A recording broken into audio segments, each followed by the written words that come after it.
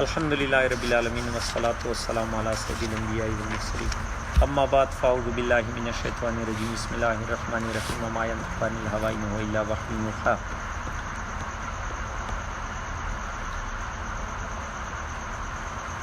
حدیث نمبر 23، حضرت سلمان فارسی رضی اللہ تعالیٰ عنہ رسول اللہ صلی اللہ تعالیٰ علیہ وسلم سے روایت کرتے ہیں کہ اللہ عز و جل ارشاد فرماتا ہے، اے ابن آدم، 3 باتیں ایسی ہیں جن میں سے ایک کا تعلق تو صرف میرے ساتھ ہے اور ایک کا تعلق صرف تیرے ساتھ ہے، اور ایک بات ایسی ہے جو میرے اور تیرے درمیان مشترک ہے۔ ایک کا تعلق میرے ساتھ، ایک کا تیرے ساتھ، اور ایک کا درمیان میں مشترک ہے۔ جس بات کا تعلق میرے ساتھ ہے وہ تو یہ ہے کہ میری عبادت اور پوجا کیا کر، میرے ساتھ کسی کو شریک نہ کیا کر۔ اور جس بات کا تعلق صرف تیرے ساتھ ہے وہ یہ ہے کہ تو جو عمل کرے اس کا میں تجھ کو بدلہ دوں، اور اگر میں بخش دوں تو میں غفور الرحیم ہوں۔ اور جو بات میرے اور تیرے درمیان مشترک ہے وہ یہ ہے کہ تیرا کام دعا کرنا اور مانگنا ہے، اور میرا کام دعا کو قبول کرنا اور تیرے سوال کو پورا کر دینا ہے۔ بڑی بات ہے، بہت بڑی بات اللہ عز و جل نے فرمائی۔ اور میں نے جو ہے ابھی بھی جو ہے کہ خدا کے ساتھ بندے کا کیا تعلق ہے، جو ابھی درس میں گزر گیا کہ بندے کا خدا کے ساتھ کیا وعدہ ہے، کیا تعلق ہے، یہی بات ہے کہ اللہ عز و جل فرماتا ہے کہ 3 باتیں ہیں میرے ساتھ اور تیرے ساتھ اور درمیان میں مشترک۔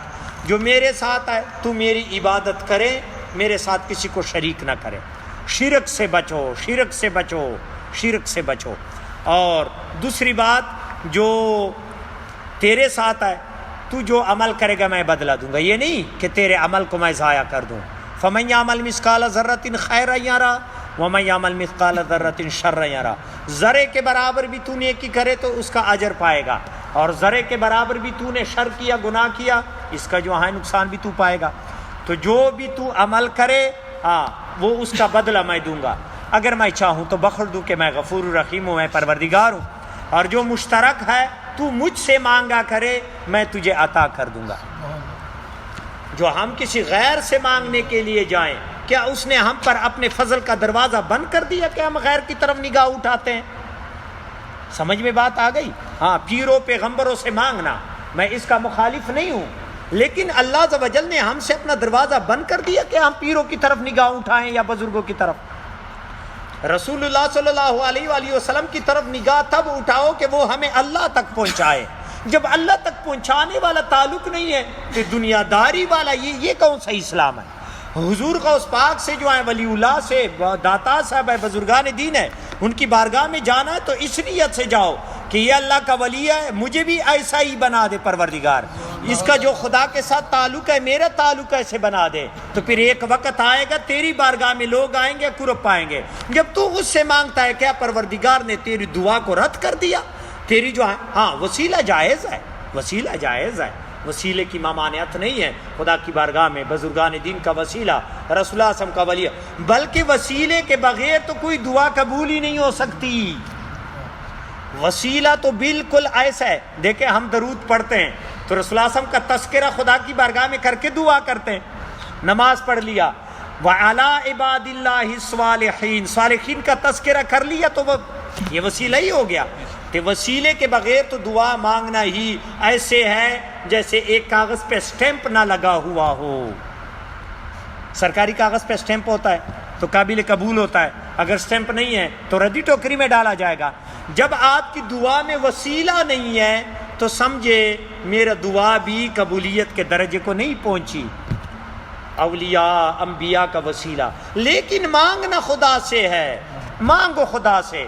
کیوں جو ہے تم غیر کی طرف نگاہ اٹھاتے ہو؟ کیا اس پروردگار نے اپنے رحمت کا دروازہ تجھ پر بند کر دیا؟ کیا تیری سوال کو قبول نہیں کرتا؟ کیا وہ تجھ پہ رحم نہیں کرے گا؟ کیا تیرے گناہوں کو معاف نہیں کرے گا؟ کیا تو اس کو اپنے پروردگار نہیں سمجھتا؟ جب تو نے تسلیم کر لیا کہ میرا رب وہ ہے، وہی مجھے دیتا ہے، اس نے مجھے پیدا کیا، وہی مجھے مارے گا، وہی مجھے رزق، رسول اللہ صلی اللہ علیہ وسلم دیتا ہے، رزق غوث پاک دیتا ہے، اللہ دیتا ہے کہ نہیں؟ جب شفا دیتا ہے تو کون دیتا ہے؟ اللہ تعالیٰ دیتا ہے کہ نہیں؟ جب مشکل میں پستے تو اللہ نجات دیتا ہے یا کون دیتا ہے؟ پھر جب وہی نجات دیتا ہے تو اسی کی طرف نگاہ کیوں نہیں اٹھاتے کہ غیر کی طرف نگاہ کرتے ہو؟ اولیاء انبیاء اس لیے آئے کہ وہ ہمیں خدا کی معرفت بتا دے، نہ کہ یہ کہ ہم آجات ادھر لے جاتے رہیں۔ یہ تو پھر ہم نے شرک کیا، میں اس کو شرک کہتا ہوں۔ توحید کے یہ منافی ہے، توحید میں یہ بات نہیں ہے۔ آپ تصوف کا مطالعہ کریں، اپنے پروردگار سے لو لگاؤ، اولیاء کی بارگاہ میں بیٹھو کہ ان اولیاء کی بارگاہ میں شیطان نہیں آ سکتا، اور جب آپ اس کی بارگاہ میں گئے نہیں تو شیطان کے قابو آ گئے۔ سمجھ میں بات آ گئی؟ ایمان تب آپ بچا سکتے ہیں جب آپ صالحین پرہیزگار لوگ ہو۔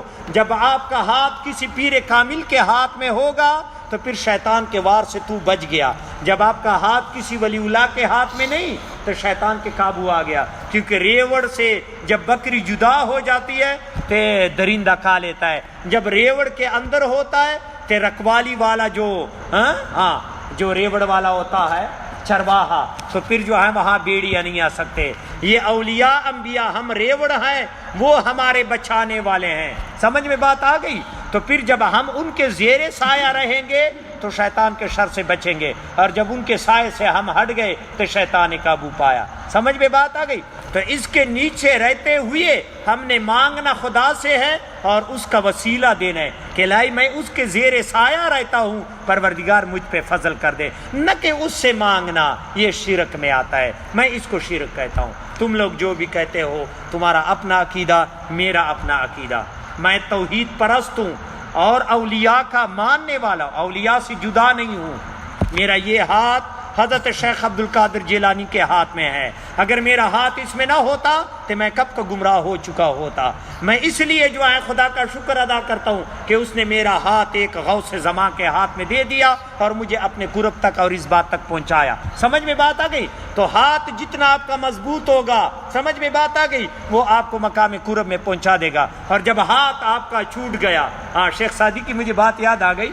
شیخ سعدی صاحب اپنی کتاب میں لکھتے ہیں کہ ایک مرتبہ میں بازار گیا، میں بچہ تھا، تو میں نے ابو کا ہاتھ پکڑا ہوا تھا، انگلی پکڑی ہوئی تھی، تو ابو مجھے کہہ رہا تھا اے سعدی یہ ہاتھ مضبوطی سے پکڑنا، یہ نہ ہو رش ہے، اگر ہاتھ چھوٹ گیا تو پھر چھوٹ گیا۔ تو کہتا میں مضبوط پکڑا ہوا تھا، تو ادھر جو ہے وہ کھلونے لٹکے ہوئے تھے، ادھر ہوتا ہے تو لازمی بات ہے، بات تو سیدھا ہی دیکھتا ہے، میں ادھر کبھی دیکھتا ادھر، وہ ہاتھ چھوٹ گیا، رش زیادہ تھا، تو میں درمیان میں ادھر گم ہو گیا، وہ ادھر تلاش کرتے کرتے کرتے کافی دیر بعد میں بھی رو رہا تھا، پریشان تھا، رش کی وجہ سے گم ہو گیا۔ جب ابو کو ملا تو ابو نے مجھے وہی بات دہرائی جو کہتے ہیں مجھے مرتے دم تک یاد ہے کہ اے شیخ سعدی میں نے آپ کو کہا تھا کہ ہاتھ نہ چھوٹ جائے، ہاتھ چھوٹ گیا تو پھر تو گم گشتہ ہو جائے گا، گمراہ ہو جائے گا، گمراہ یعنی راستہ گم ہو جائے گا۔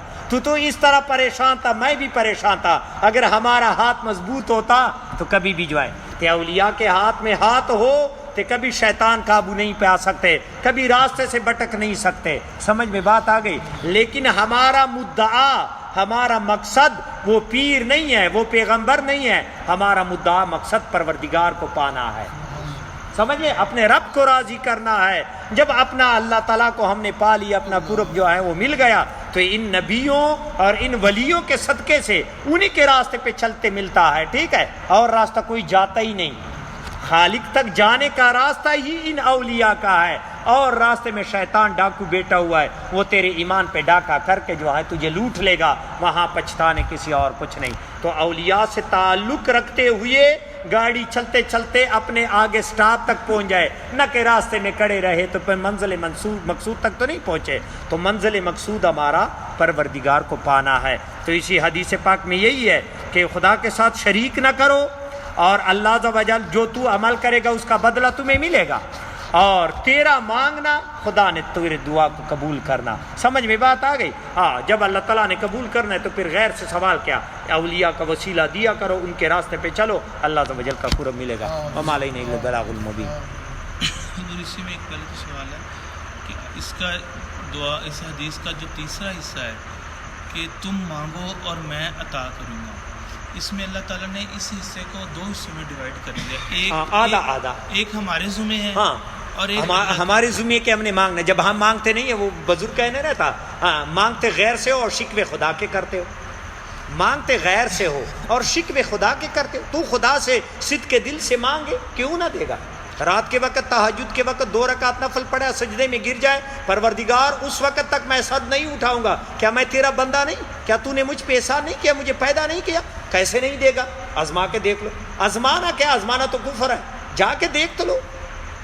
جب تو نے مانگنا ہی نہیں ہے. ایک دیکھیں دفتر 9 بجے سے 3 بجے تک کھلا رہتا ہے, اگر تو 5-6 بجے درخواست لے جائیں تو دفتر کھلا ہوگا؟ واپس ہی نامراد. کہ اللہ عز و جل نے اپنے رحمت کے دروازے بھی مخصوص وقت میں کھولتا ہے, جب اس وقت تو سوتا رہتا ہے تو باقی ٹائم سوال کریں. یار وقت کی قبولیت کی گھڑیاں ہوتی ہیں. نماز آپ نے نہیں پڑھی, ذکر بھی نہیں کیا, اور شکوے بھی خدا کے کر رہے ہیں. یار یہ زیادتی نہیں؟ یہی بات ہے کہ تو جو ہے اپنے طریقے پہ جائیں. جب آپ نے میٹرک پاس نہیں کیا اور تو جو ہے صاف کاغذ لے گیا کسی سے درخواست لکھ کے کہ مجھے فوج میں بھرتی کرے, انہوں نے کہا یار تو پاگل ہے کہ نہیں؟ یار خدا کی تو نے کیا کیا کہ شکوے شکایتیں لگاتا ہے کہ مجھے یہ ہو گیا یہ ہو گیا. یار اگر میں سوچ لوں, وہ لفظ تو نہیں کہہ سکتا کہ ہم سے ہندو اچھے ہیں, لیکن وہ طریقہ تو دیکھو, صبح سویرے اٹھ جاتے پہلے اپنے بت کی پوجا کرتے ہیں. مسلمان اپنے رب کو یاد کرتے ہیں. عیسائی اٹھتے ہیں تو اپنے پہلے گرجے میں جاتے, بعد میں کاروبار میں جاتے ہیں. کوئی مسلمان مسجد میں صبح آیا تو پھر کیا جو آئیں یار, یہ بھی تو نہیں ہے جو ہے شکوے خدا کے کر رہے ہیں, اپنے شکوے کرے کہ میں کیا کر رہا ہوں. یہی بات حضور پھر یہی اسی میں تھوڑی سی اور چاہیے تھی وضاحت. اس دعا, اس تیسرے حصے میں دعا کی قبولیت جو ہے نا وہ بھی واضح ہوتی ہے. ہاں واضح ہے. جب خود خدا کہہ رہا ہے تو ایک بات یہ بھی ہوتی ہے, بعض دعائیں کرتے قبول نہیں ہوتی. ایک بچہ کہے گا پاپا مجھے چھری دے دے, مجھے چھری دے دے, تو باپ کبھی دے گا؟ تو اب وہ ضد کرتا ہے میں نے اسکول نہیں جانا, میں نے تجھ سے بولنا ہی نہیں ہے, تو نے مجھ سے چھری لے لیا, یہ لے لیا. تو باپ اس کو 10 روپے دے دیتا ہے, بیٹا یہ لے لے, جاؤ جو ہے کوئی اور چیز لے لیں. چھری اس کو راضی کرنا ہے, جس طریقے سے چھری نہیں دے گا. وجہ کیا ہے کہ بچے کو چھری کے نقصان کا پتہ نہیں ہے, باپ کو پتہ ہے. ہم دعا کرتے لا یہ دے دے یہ دے دے, وہ ہمارے لیے بہتر نہیں ہوتا کہ خدا دعا قبول نہیں کرتا, وہ چیز نہیں دیتا, اس کے بدلے اور چیز دے دیتا ہے, ہمیں راضی کرتا ہے, ہماری وہ دعا قبول نہیں کرتا. کیوں کہ ہمیں اس کے نقصان کا پتہ نہیں ہوتا. بعض دعائیں جو ہماری قبول نہیں ہوتی وجہ یہ ہوتا ہے کہ ان کے نقصان کا ہمیں پتہ نہیں ہے, لیکن پھر بھی اللہ تعالیٰ کسی اور بہانے ہمیں راضی کر لیتا ہے, وہ دعا ہماری قبول نہیں ہوتی. سمجھ میں بات آ گئی؟ جس طرح بچے جو ہیں وہ, دعا کوئی رد نہیں ہوتی. دعا ہر بندے کی قبول ہوتی ہے جب بندہ صدق کے دل سے مانگتا ہو, اور جب نگاہ تیری ادھری ہے اور مانگتا ادھری ہے. ایسے نہیں ہو سکتا, ایسا نہیں ہو سکتا. اولیاء کی طرح یقین کامل ہو, وہ دیوار کو اشارہ کر دیتا ہے, چھل دیتا ہے. ہاں ان کا یقین کامل اتنا ہے کہ خدا کر سکتا ہے, دیواروں کو چلا سکتا ہے, پانی کو جما سکتا ہے, ہواؤں پہ میں اڑ سکتا ہوں. صرف یقین کامل ہونا چاہیے.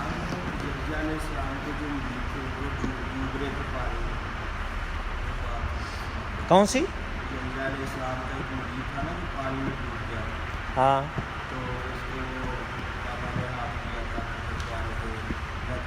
ہاں یحییٰ منیری کا نہیں, یہ تو اس ٹاپک کے ساتھ نہیں آ رہا, یہ اس ٹاپک کے ساتھ نہیں ہے.